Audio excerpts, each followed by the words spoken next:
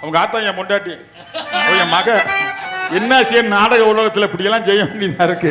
காட்டு குருவி ஒண்ணு காத்தாட போகுதுன்னு இந்த நாட்டு குருவி ஒண்ணு நடமாத்தி ஏங்குதடி. மனதில் உறவு